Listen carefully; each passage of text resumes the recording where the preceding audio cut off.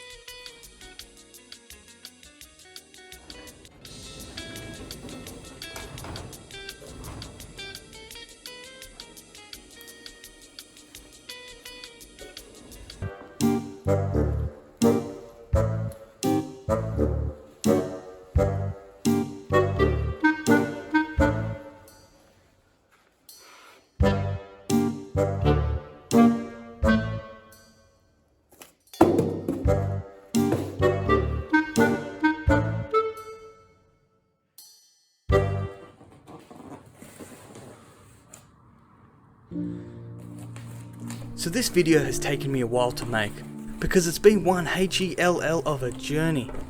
This camera has taken me from the lowest of lows to some pretty good highs, and I'm going to try and break it down for you. And yes, this packaging is exactly how it came from the post. No bubble wrap, no foam, just a camera in a box. It's a little confronting to say the least. But maybe it's a taste from Eastern Europe saying, harden up. The first thing I noticed when I had this camera in my hands was how heavy and solid it is. I was under the assumption that it was a toy replica camera. I didn't expect it to be so robust and solid.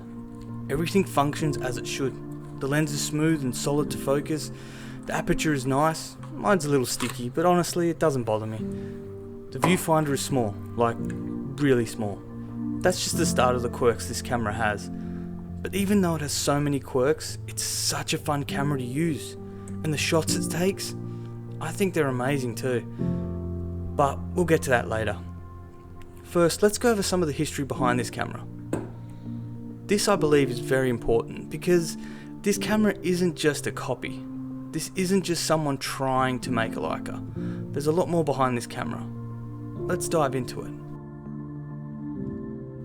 The story goes, after the German invasion of the Soviet Union of World War II, the Red Army had acute need for precision optical instruments. The existing factories were either inaccessible, such as the Lomo in besieged Leningrad, or overloaded with demand, such as the Fed, which had just been evacuated from Kharkov to Burt's KMZ factory was set up in 1942 near Moscow, which by then was no longer in immediate danger from German troops, on the site of the recently evacuated mechanical plant. Initially, the company took over productions of scopes and binoculars, as well as reconnaissance cameras. At the end of the World War, KMZ began producing photographic lenses in 1945 to the specifics of the Carl Zeiss Corporation, whose factory in Jena had been overrun by the Red Army and largely carted off as war reparations. In the post years, KMZ also began producing the Zorki cameras, a close copy of the German Leica 2s and the Soviet Feds, as well as the copies of the Zeiss medium format cameras under the name Moskva. These marked the beginning of consumer products of KMZ.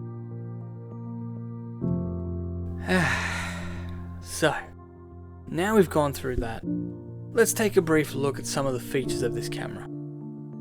It's a fully mechanical rangefinder with a famed Jupiter 8 50mm f2 9-blade lens. This camera has a detachable back that allows you to load your 35mm film, and it can fire up to 1,000th of a second. It doesn't have any strap lugs, so you'll need to work around that. For me, I kept its original leather plastic carry thing, which I've grown to love. It's unassuming and built like a tank. The part that covers the lens is made from plastic, so even if you drop or knock it, the lens will be protected.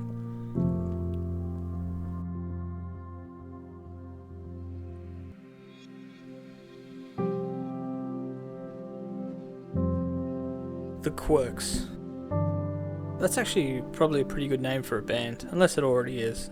Power to them if it is. But yeah, this camera's definitely got quirks.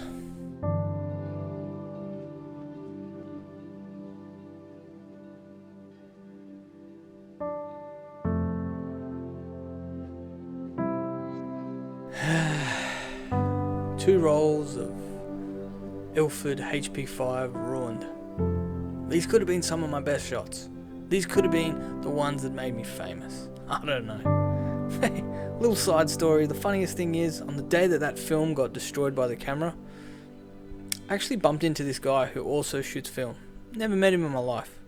I told him the story, expecting to get maybe a little bit of sympathy from the guy or maybe some pointers. Instead he looks at me and he says, "Man, maybe it's better this way." And I say, "How? How can this have a silver lining? Tell me." He says, "Well, maybe those shots you took, maybe they're better in your memory. Maybe you'll always remember those shots, and it's the memories that you make that are most important, right?" I don't know, maybe this guy's right. If you are considering getting this camera, there's some things to note. First and foremost, you can't adjust the shutter speed until you cock the shutter. Or another way of saying it, never adjust the shutter speed until you have advanced the film. This will damage the camera almost instantly. Don't do it. Number one rule. Also, this camera isn't like anything else I've owned. Other cameras are just a matter of playing with it for a few days until you work it out. This camera is different. There's no safety. If you play with it, it most likely will break. You need to read the manual or check some videos on it. Something that I learned the hard way is that you almost can't feel the camera reaching the end of the roll. It did this twice. It pulled the film straight out of the can. This is mainly due to having so much fun using the camera that I wasn't counting frames, just advancing and shooting, expecting to reach the last frame, and the mechanism would stop the lever from advancing, just like my, say, Pentax Spotmatic. But no, it just keeps going. So setting the frame counter is essential, and this isn't so straightforward. But that's the thing with this camera. If you put the time into it, it yields the results.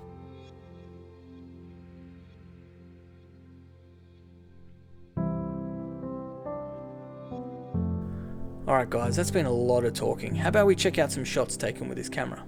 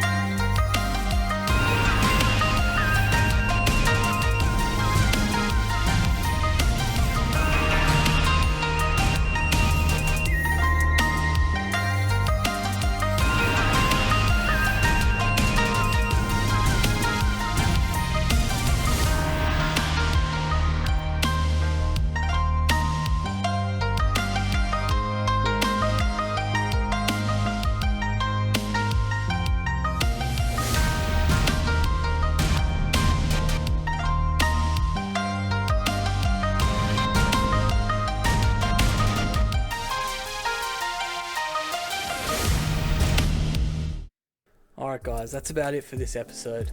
Thank you so much for watching. Thanks to all the guys that comment, to new people who are subscribing. And hey, I'm hearing that apparently the algorithm likes us to share videos. So hey, how about you share this video? Like, just share it around. Like, send it to your dad. He might like it. Or, hey, send it to yourself. That's not weird, right? There's nothing weird about that. Just share it to yourself. Maybe 10 times. Come on. Just 10 times. Come on. Look, 10 times for 10 days. That's all I'm saying. 10 times, 10 days. You'd be doing me a huge solid. Help me out. Help a brother out. Come on. Let's get this channel to 100 subscribers. Let's see if we can get to 100. Will I get to 100 subscribers or will I go broke? Oh boy. Let me know what you want to see, guys. Any hints, tips, reviews, anything you think of. Have you used this camera? Have you even touched one? Maybe you have. Maybe you got experience. Let us know down below.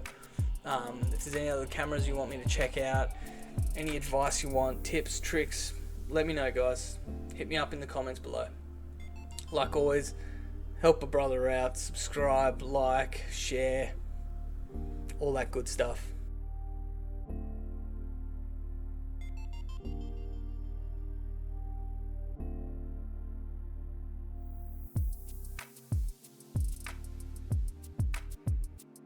So what film did I put through this camera? Aha, good question. Good question. I'm glad you asked. See, you guys are onto it. I know you guys are onto it. So these pictures I'm about to show you, they were shot with some really cheap basic Kodak 200. Really just simple cheap stuff, nothing amazing. Some of these shots were shot with Portrait 800. I will say that. Some of these shots were Portrait 800. See if you can pick them. See if you guys can pick the difference. And that was the first time I used Portrait 800. It's a pretty good film. It's a pretty good film stock. I can see the appeal. I can see the appeal. It's pretty expensive, but this is the thing. Check this out. So I lost 2 rolls of HP5 through this camera.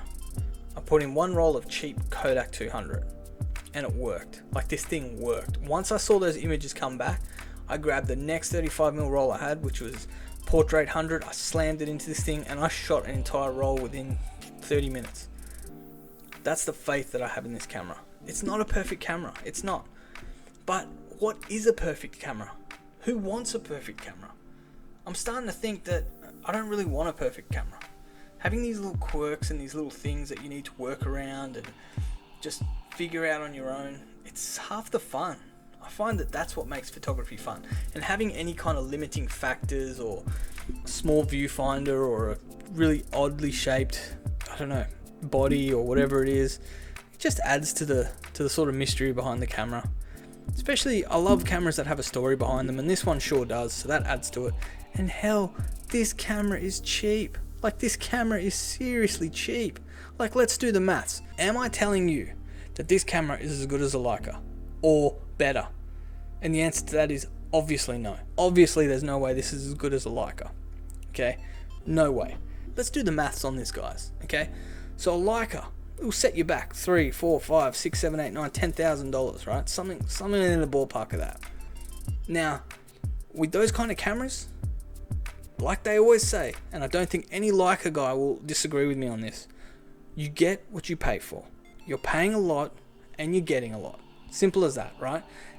You are paying a lot for the name Leica as well, yeah, but still, Leica's still an amazing camera, and the quality that it gives is just surpasses a lot of other cameras. Okay, so you pay for what you get, and I totally agree with that, and I will not take that away from Leica people. I'm not going to start a big war with the Leica crowd. Not that any of them would probably be watching this. Not like any of them would be watching this video, but hey, if they stumble across this, I'm not having a go at Leicas, okay? But look at the Zorki. Are you getting what you pay for? I think you're getting a hell of a lot more than what you're paying for. Yeah, okay. I paid, look, for mine, I've seen them go on eBay for $80, $100 Australian. I think you can get one, like a decent one, for $120. Like, it's pretty much nothing. That's so cheap. But the quality of image that you're getting out of that lens and the charm of the body, it's worth way more than $120. So no, you're not getting what you pay for with the Zorki. You're getting so much more. To me, this lens and this body, I think the lens is sharper and has better characteristics than my Takuma 50mm.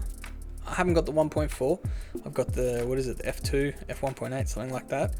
This is definitely sharper. It's definitely better. I've shot through my Canon 1N with the 50mm Nifty 50, and a 28mm 2.8, I'd still say this lens is sharper, clearer, and it cost me so much less. This camera is definitely a keeper. The other good thing about having a camera that is so cheap is that I'm not afraid to take it anywhere. If I had a $10,000 Leica, I wouldn't take that everywhere with me. I'd be very careful of when and where I took it and how I shot it. And if I had it on my person, I'd be always sort of worried, thinking, woof, is someone going to take it? I got to watch out around the people I'm around. It's a $10,000 bit of kit, man. It's not cheap. But with this camera, it's $100 at best. I've got no stress at all. Sling this thing on my shoulder, head out the door, a couple of rolls of whatever with me. So all in all, it's a great camera. I really, really love it. The only word of advice I would give that I haven't already stated is that if you're going to buy one, from what I'm hearing from other guys, is that these cameras are very hit and miss. You can get a dud or you can get a really amazing camera. I believe I've got a pretty decent copy here and the lens is really good to my standards for what I'm looking for. My advice to you guys would be shop around. Don't go for the cheapest one. Go for something where the guy is supplying at least some sample photos that he's taken with the lens. Spend that little bit extra to make sure you're getting a good one. Because when they're good, they're really good.